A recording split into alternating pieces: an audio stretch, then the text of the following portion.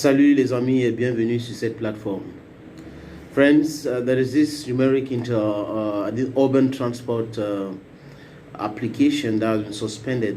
They call it Yango. Yango a été suspendu par le ministre des Transports, NS Ngale BBM et Sénat, qui explique que Yango doit se conformer aux lois camerounaises. Yango doit avoir un siège.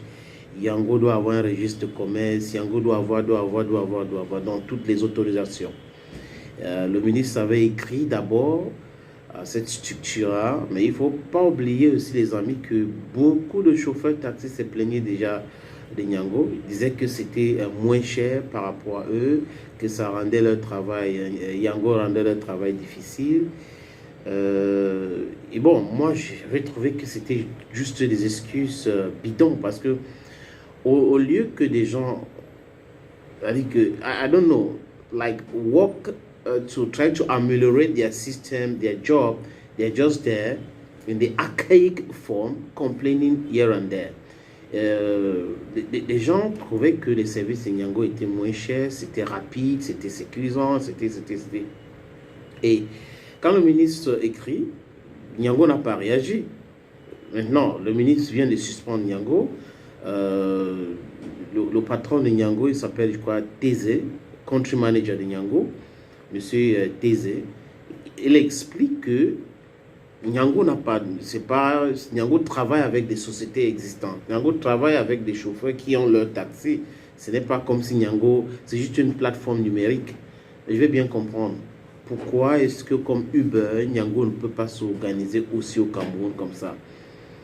Pourquoi est-ce qu'ils ne peuvent pas s'organiser au Cameroun comme ça? Peut-être que ce n'était pas dans leur business plan. Est-ce qu'ils ont pu discuter avec des autorités? Est-ce que Yango a pu discuter avec le ministère des Transports au préalable avant de lancer l'application numérique de transport urbain?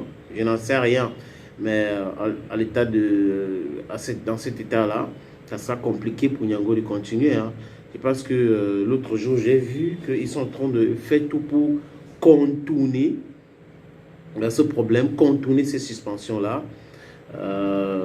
Il faut juste trouver un terrain d'entente. Pourquoi pas Yango?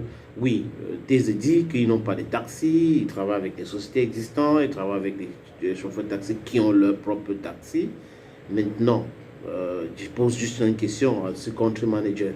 Est-ce qu'il n'est pas temps de créer une structure, d'avoir une direction générale, un siège? Est-ce qu'il n'est pas temps de... Parce que bon, si on laisse ce secteur uniquement pour ce taximan-là, ils ne pourront pas satisfaire les Camerounais.